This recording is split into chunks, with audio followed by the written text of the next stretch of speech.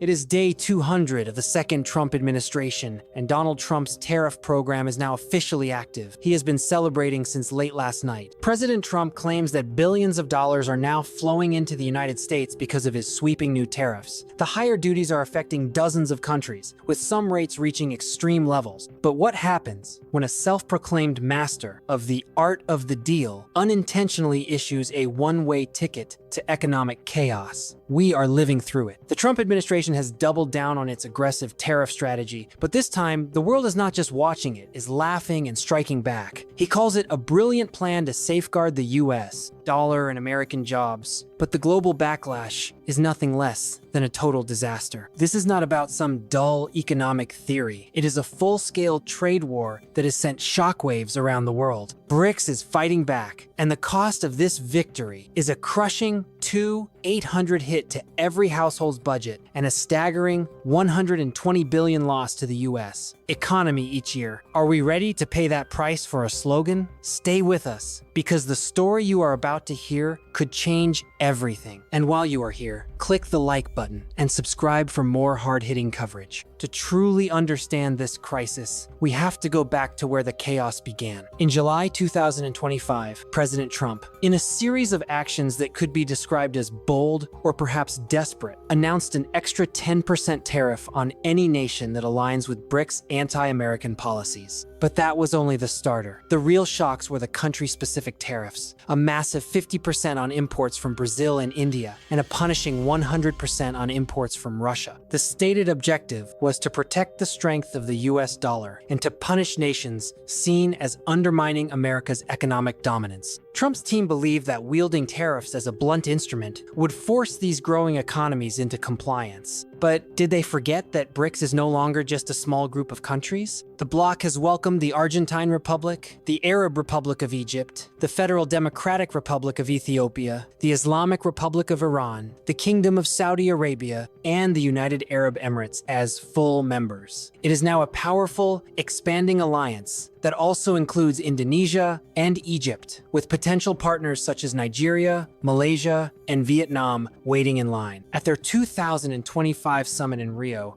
the group issued a joint statement strongly condemning unilateral tariff and non-tariff measures, as well as economic coercion. The message was clear: they would not be intimidated. On one side, the United States is desperately flexing its muscles to maintain a decades-long position of dominance. On the other side, a growing bloc representing more than 46% of the world's population and 35% of its GDP is tired of playing by rules it did not create. The stage is set for a showdown, and the first act is already unfolding in American streets. The damage is visible. The Peterson Institute for International Economics predicts that retaliatory tariffs from BRICS could cost the US up to 500,000 jobs in the first year alone, with heavy losses in agriculture, manufacturing, and retail. We are talking about a massive, painful disruption to key industries. Let's break down where the damage is hitting and how it is impacting ordinary people. The hardest hit group is the American farmer. Brazil, in direct retaliation for the 50% tariff, has imposed an equal tax on US agricultural exports like soybeans, corn, and beef. China has also increased its retaliatory tariffs on US soybeans. For Mark Johnson, a farmer in Iowa whose family has worked the same land for 3 generations, this is a devastating blow. Last week, a major Brazilian buyer canceled a significant order, leaving his storage silos full of soybeans he cannot sell at a profitable rate. "We were promised these tariffs would help us," he says, "but all I'm seeing is my life's work being destroyed. I have a family to feed and a mortgage to pay. What am I supposed to do now?" Mark's story is being repeated across the country. The National Farmers Union estimates that 100,000 agricultural jobs are at immediate risk, with billions in export value lost in just weeks. The heartland is paying the price for a trade war initiated in Washington. The manufacturing sector, supposedly the main beneficiary of the tariffs, is also suffering. Companies in electronics and auto parts are watching their supply chains break apart. Tariffs on raw materials from China and India, like specialized steel, rare earth minerals, and circuit boards, are driving production costs through the roof. A small auto parts plant in Detroit has seen the price of a key component rise by 25%, making it nearly impossible to compete with manufacturers in Mexico and Europe. The plant manager, who has worked there for 3 decades, had to lay off 100 employees last week. "We had to choose between layoffs or shutting down entirely," he said, his voice heavy with resignation. This is happening nationwide. The Economic Policy Institute warns that up to 200,000 manufacturing jobs could vanish as companies either relocate abroad to escape tariffs or go out of business. The vision of a reborn Rust Belt is turning into a nightmare. The ripple effect is massive. As imports from BRICS grow more expensive, retail sales fall. Logistics and shipping firms that handle trade with those nations are losing contracts, costing thousands of jobs at major ports and in trucking. In California, a small clothing store owner says tariffs on Indian garments have pushed prices beyond what her customers can pay. She has laid off her 2 part-time workers and is considering closing her shop entirely. In South Carolina, a truck driver who once earned a solid living hauling containers from the port is now idle. His company's business has dropped by 30% in just a month. "My truck is my livelihood," he says, "and now it's just a huge, expensive paperweight." If that were not bad enough, consumers are ultimately paying the price. A study from Yale's Budget Lab estimates the tariffs could add an extra to $800 per year to the average household's expenses, affecting everything from smartphones to prescription drugs and groceries. This is the cruel irony of protectionism. It is supposed to protect American jobs, but it is making life more expensive for the very people it claims to defend. While Americans struggle to get by, a new world order is taking shape. Trump's tariffs were meant to weaken BRICS, but they have done the opposite, giving the bloc what it needed most: a common enemy. BRICS members are now more united than ever, which makes the situation even more dangerous. The alliance has announced plans to accelerate the development of BRICS Pay, a blockchain-based payment network designed to bypass the US-controlled SWIFT system. At the Rio summit, they also agreed to study the launch of a new digital currency tentatively called the Unit as a long-term alternative to the US dollar. Russia and China, in particular,